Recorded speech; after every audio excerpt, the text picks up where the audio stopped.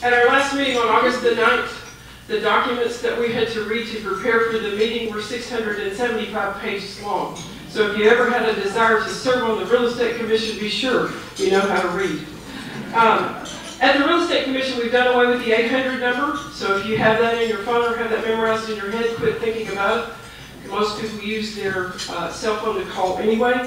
We have extended the hours for people to answer calls. There's also a public site on the Real Estate Commission for scam alerts. I don't know if there's been any scams going on in the Houston area, but at least in the Austin area, there have been some Craigslist scams where people have put a house up for lease on Craigslist when the property is vacant and offer it for lease without having ever talked to the owner and collect deposit money and rent money and let them have access to the property, but in fact they have no agreement and they're scamming money off the consumer, and that's just, that kind of stuff is on for you to point your people to if they want to look at that.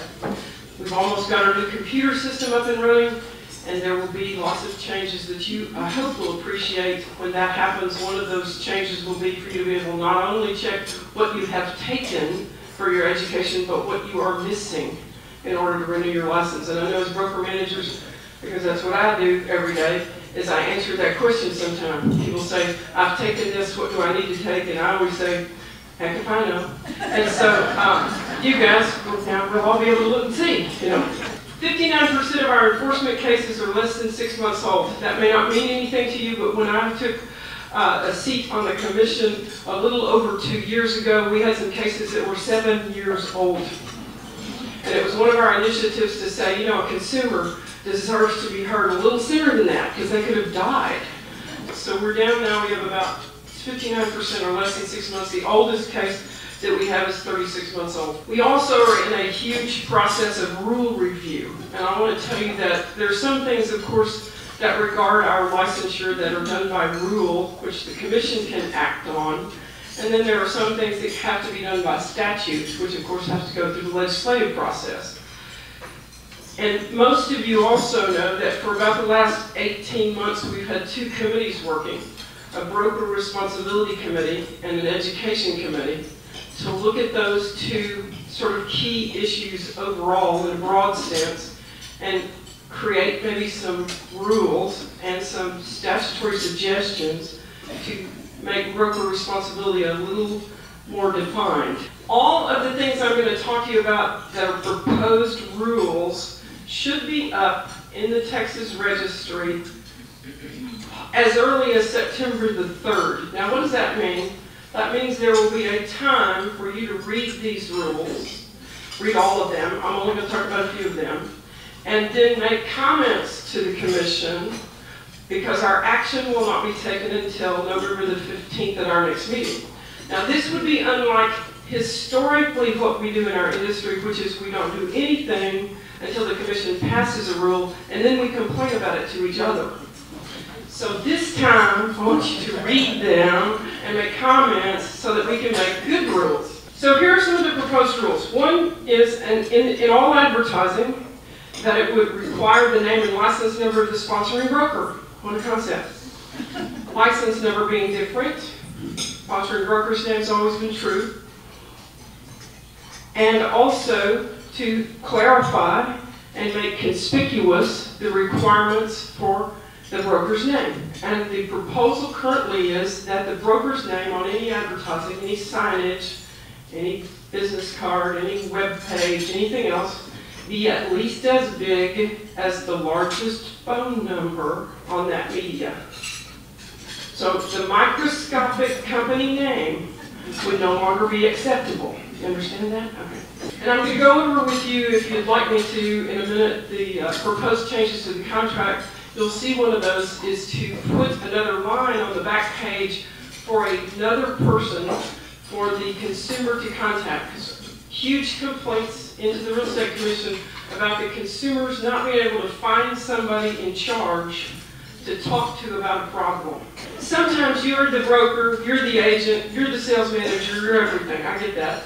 So your name would just go in all the lines. But sometimes there's a company where there's a company, and there's a branch office, and there's a branch manager, and there's a sales associate. So what we're looking for is the person who has authority over that licensee to have their name and phone number on the back of the contract, so that the consumer can go to the next person up the food chain if there's a problem. If that's you, then your name goes in both places. If it's not you, then we're going to need 2 names and phone numbers.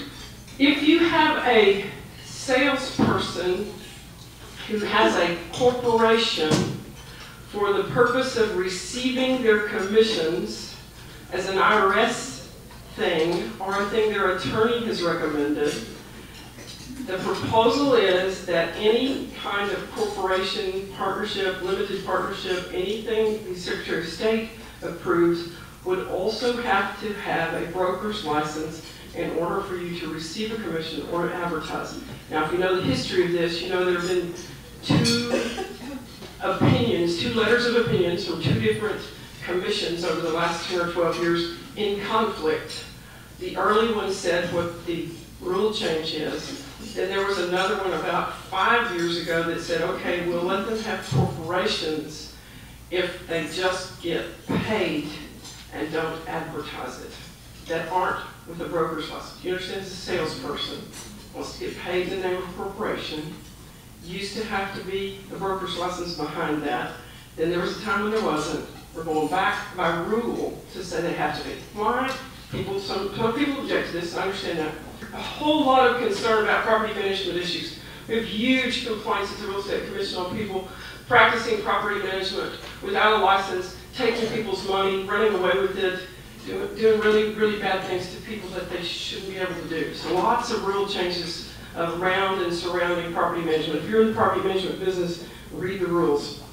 Also a proposal that all of your brokers have to maintain written policies to ensure these things. That your salespeople are advised of the scope of what they can do, their authorized activities. In other words, if you let salespeople who got a license 23 minutes ago work with someone who wants to buy a shopping center, we probably should do something to you. This is always a concern for me when I have somebody on phone duty and they come in my office and they say, I need some help. I got some people coming in. They're going to be here in 15 minutes. Can you tell me what in means? If you don't know what that means, you've got a problem. So the scope of your authorized activities, will you let them do commercial? Under what circumstances? Can they do farm and ranch? Under what circumstances? Property management, leasing. That you have to make sure that your people maintain an active license. You have to make sure that all commissions received by your salespeople have to be paid through or with the, pay attention, written consent of the broker. What does that mean? That means if a builder says, here's a $1,000 gift card because you sold 3 of my houses this week, the builder doesn't break any rule, but the licensee who puts that in their hot little hand will then be breaking a rule because you didn't give them written permission to receive it. At least it puts you on notice on what's happening.